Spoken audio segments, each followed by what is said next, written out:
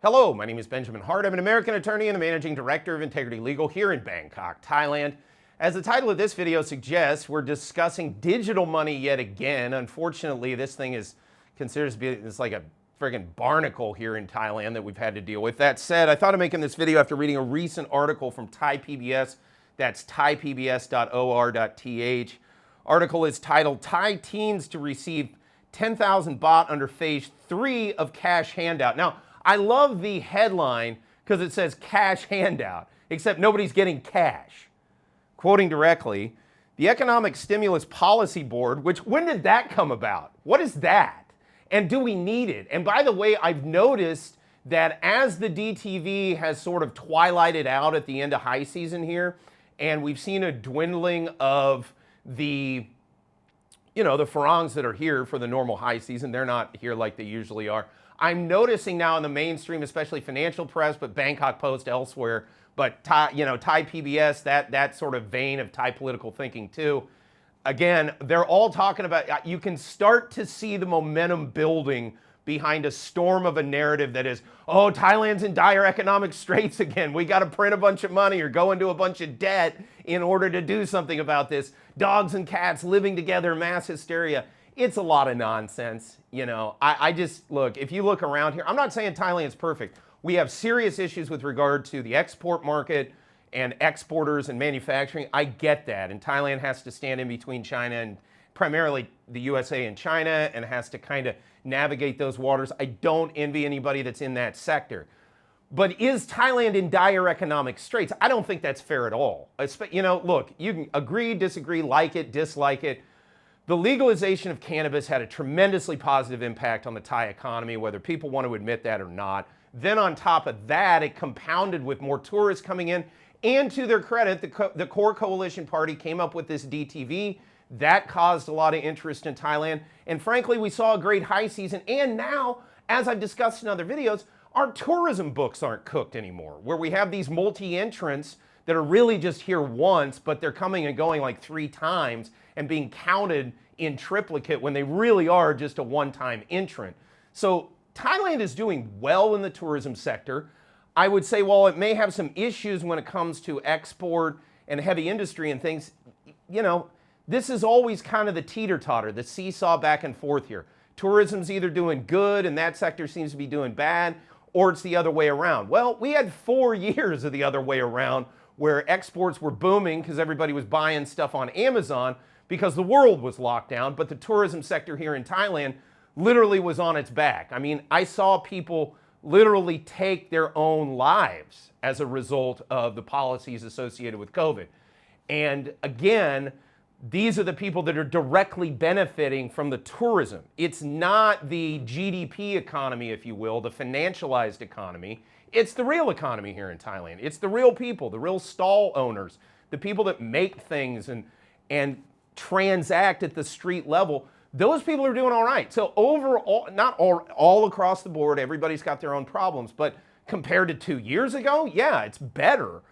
That said, again, this narrative that Thailand is in some sort of dire straits, I don't think it's fair, and it is, I think, being used to try and push for an initiative for this digital money and for further Keynesian policies of going into a ton of debt, which we all have to pay off in order to get this magic bean digital money that can't be spent everywhere. They can tell you the proximity where you can use it. It has a timing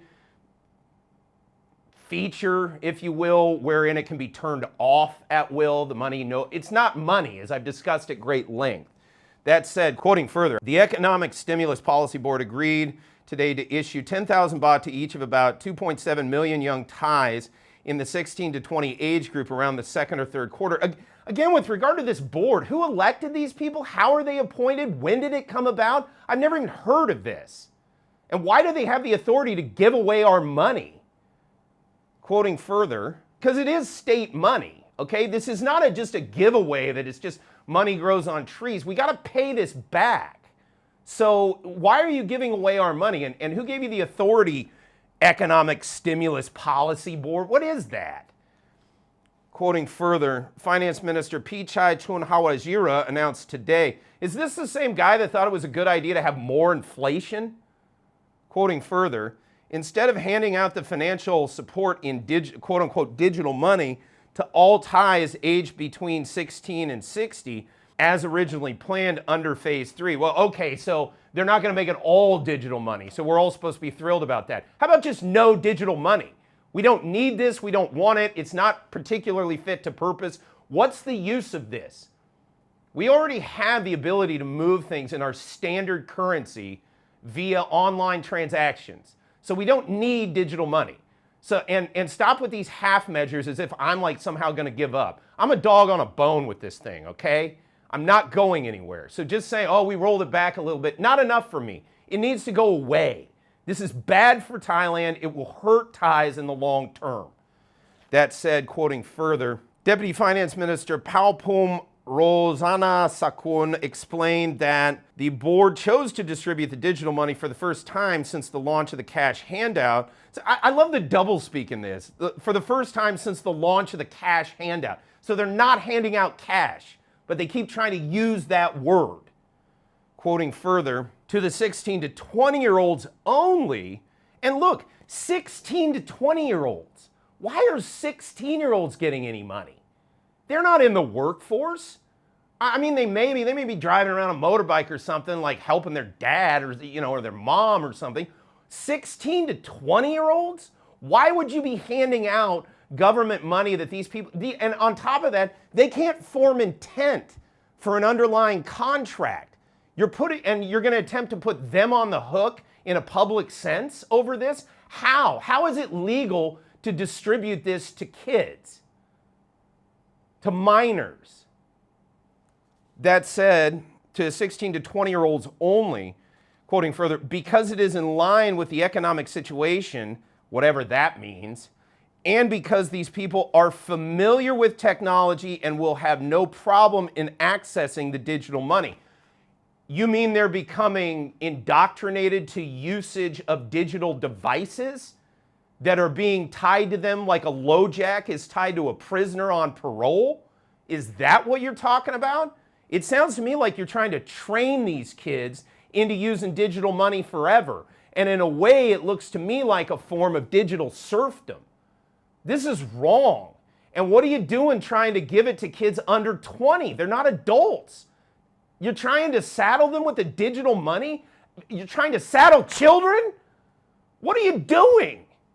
That shouldn't be the policy of the government. The policy of the government should be to help the people. How is this helpful to the people? And by the way, why do some Thais get cash, but the young Thais don't get cash? Quoting further, under phase 3 of the scheme, Palpum said the board had lifted restrictions on the goods which may be purchased with digital money, but is focused on regulating the outlets that participate in the cash handout scheme, such as gold shops and liquor outlets, which are not allowed to participate. Well, yeah, this is exactly the push against cash that I have a problem with. This is a backdoor way of telling us all how to live our lives and what we can and can't do. Whether we can go to a liquor store or a gold shop. And why are you going after gold shops? What per se is immoral about buying gold?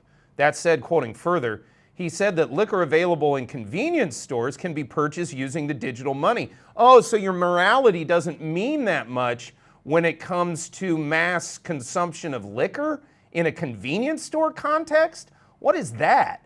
Quoting further, adding that the restriction on the exchange of digital money into currency by stores has also been eased, but not for liquor stores per se. Who are you to make the determination that it's somehow better or worse to buy liquor from a convenience store versus somebody who's just selling liquor? Quoting further, Palpum said the government expects that spending from the third phase of the scheme will generate a, quote, whirlwind that will stimulate the economy, unquote. Meanwhile, we were just reading something here recently that says that the original stimulus from phase 1 didn't do much of anything, which I can get into in another video.